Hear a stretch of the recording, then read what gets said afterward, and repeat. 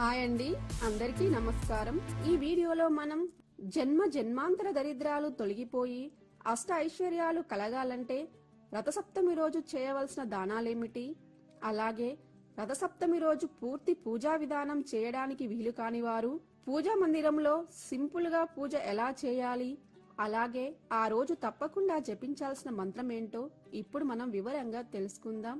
Friends, మీరు మా channel ని కొత్తగా చూస్తున్నట్లయితే మా ఛానల్ ని సబ్స్క్రైబ్ చేసి పక్కనే ఉన్న బెల్ ఐకాన్ ని క్లిక్ చేయండి.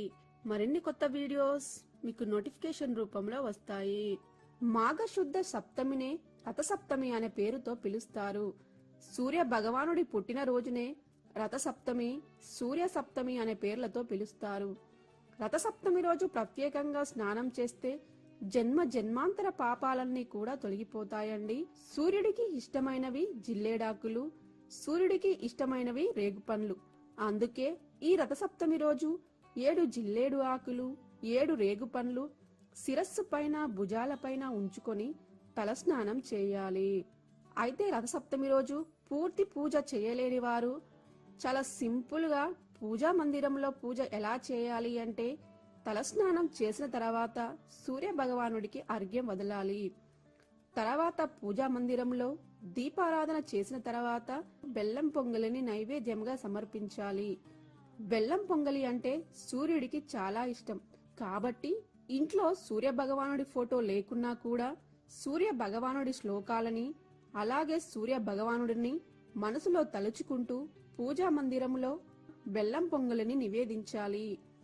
రథసప్తమి రోజు సూర్యుడికి గోధుమల దీపారాధన చేయాలి. గోధుమల దీపారాధన ఎలా చేయాలో నా తదుపరి వీడియోలో తెలియజేస్తానండి. ఆ వీడియో లింకును కూడా కింద డిస్క్రిప్షన్ బాక్స్ లో ఇస్తానండి, మీకు కావాలంటే ఒకసారి చూడండి. రథసప్తమి రోజు 2 వస్తువులను దానం చేస్తే నవగ్రహ దోషాలన్నీ తొలగిపోతాయి. నవగ్రహాల అనుగ్రహం సులభంగా కలుగుతుంది. మరి ఆ 2 వస్తువులు ఏమిటంటే, మొదటిది గొడుగు, రెండవది పాదరక్షలండి. ఈ 2 దానం చేయలేని వారు వీటిలో ఒక్కటైనా దానం చేస్తే మీకు అదృష్టం కలిసి వస్తుంది.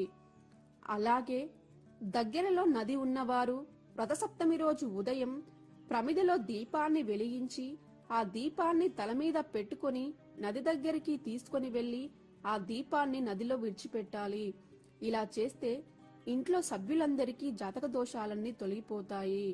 మీ కుటుంబానికి ఉన్న నరఘోష, నరపీడ, దుష్టి దోషాలన్నీ తొలగిపోతాయి. సకల సుఖాలు కలుగుతాయండి. అలాగే రథసప్తమి రోజు ఒక మంత్రాన్ని చదివితే సూర్యుడి అనుగ్రహం తప్పకుండా కలుగుతుంది. మరి ఆ మంత్రం ఏమిటంటే, ఓం పుష్ణే నమః అనే మంత్రాన్ని మీకు వీలైనన్ని సార్లు చదువుకోండి. ఫ్రెండ్స్, ఈ వీడియోలో మనం జన్మాంతర దరిద్రాలు తొలగిపోయి అష్ట ఐశ్వర్యాలు కలగాలంటే రథసప్తమి రోజు చేయవలసిన దానాలేమిటి, అలాగే రథసప్తమి రోజు పూర్తి పూజ చేయలేని వారు పూజా మందిరంలో సింపుల్ గా పూజ ఎలా చేయాలి, అలాగే ఆ రోజు తప్పకుండా జపించాల్సిన మంత్రం ఏంటో తెలుసుకున్నారు కదా. ఫ్రెండ్స్, మీకు ఈ వీడియో నచ్చినట్లయితే లైక్ చేసి కమెంట్ రాయండి. Thank you for watching. Please subscribe my YouTube channel.